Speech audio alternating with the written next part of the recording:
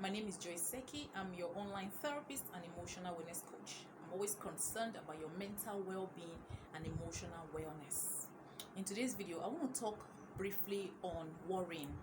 Yes, I know it's something that almost all of us do, right? Okay, it's okay to worry about certain things. However, there's a limit. When we go beyond that limit, it can become a mental health issue.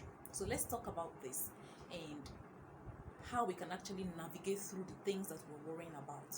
Okay, remember to like and share my channel.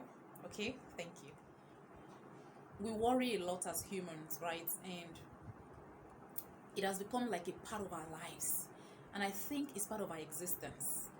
I don't think I am totally worry free but to some extent I have learned to take action when I see that my mind is stuck on a particular issue.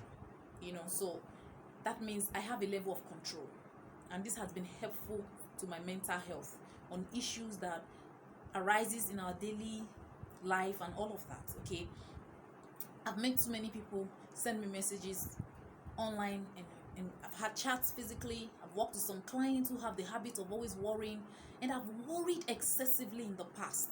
Yes, I've been there.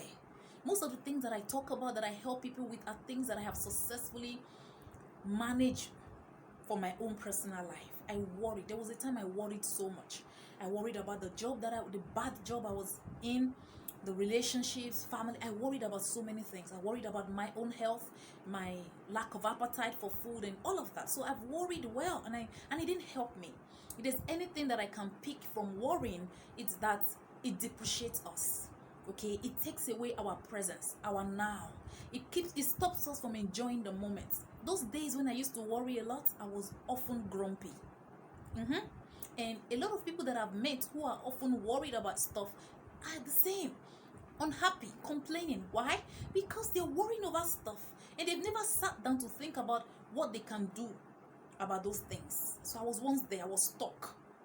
Okay, until I learned how to navigate through the things that I worry about. And this is what I want to talk about briefly. All right, when I'm worried about something now, and if I find that something came to my mind, and I notice after a while it's still coming, and I see some arousal of fear and stuff, I know that, oh, this thing needs my attention. So what do? I do this a lot. If you come around my house, you see paper notes here and there. My phone notes is most used. I write. I take a pen and a paper, and I ask myself, why am I worried about this thing? That's the first question. And this thing has been most helpful. In fact, I find that asking that question alone brings me to the moment. Okay? And I'm able to give concise attention to this issue. Not just in the way of worry. When we worry, we lose it. We kind of exaggerate the outcome of the things we're worrying about, right? Now, when I ask myself that question, why am I worried about this? I'm able to list out those fears, those things that I'm exaggerating in my imagination, all right? The outcome, the whatever may happen, if I don't change this is what will happen. These are the consequences, okay? And it takes a few minutes, but it helps me. And then the next thing I ask myself, do I have control to change these things? Okay? And if I do, what should I do about it? So I make decision.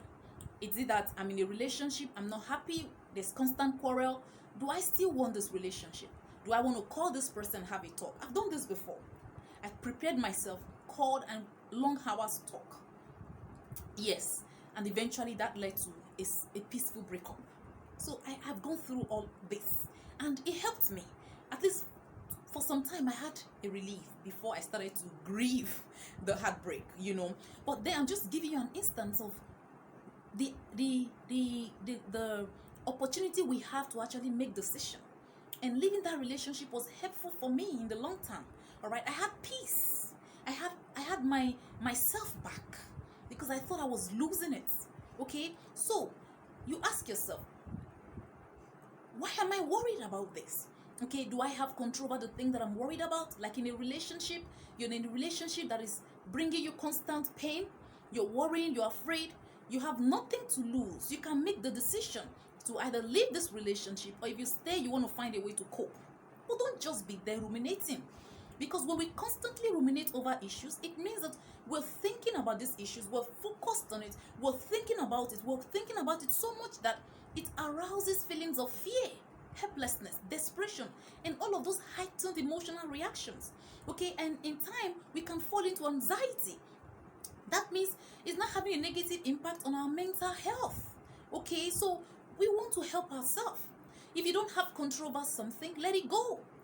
There are so many things you don't have control over. You don't have control over the weather. You don't have control over whether people will like you. You don't have control over people's thoughts. You don't have control over many things. Okay, if you try your best in a relationship and it's not working, it means that you don't have control over how the person chooses to love you or not. So you get out. Okay, and find a better place for yourself. Somebody that makes love a bit better and more comfortable and less painful. All right, so that way you are moving forward. And if you have control, you decide, what do I do? All right, you have control over your thoughts to a large extent. You have control over your responses. You have control over your decision making. All right, so make decision over what you have control about. All right, one thing that can help with worrying that I've found really helpful in working with numerous people that worry a lot and in my own personal life is that decision is key. Make a decision. Why am I worried? Then do I have control over this? What level of control do I have? What decision do I make that would intercept this condition? All right, that will influence change into this condition, into the situation at hand. All right, you have control over that. So decide the outcome, the consequences of the outcome, be ready to bear them and make decision and move forward. If it turns out that the decision is not right, turn, keep moving. Okay, if you don't have control, what do? Find better coping skills to cope with the situation. Like a weather, you're there worrying about whether to go out, whether to do this, whether to do that, and it turns out that you don't have control. You have to move. If it's raining and you didn't go with your umbrella, find somewhere to take a shade. You don't have control over the general national economy of your country. You do your best and then the economy crashes. What happens? You keep worrying. Would that solve anything? No. Do something. Do you need to go back to paid employment? Just make decision. I really believe sincerely that decision is one key thing we need to learn in life. We shouldn't be afraid of making wrong decisions. We shouldn't be worried too much about our decisions. We should first of all make the decision. And if it turns out to be a wrong decision, we can always then know the better option and move forward. And then we move at a faster pace. Okay? The best thing is to know when to quit worrying. And the moment to quit worrying is when it's tending towards anxiety.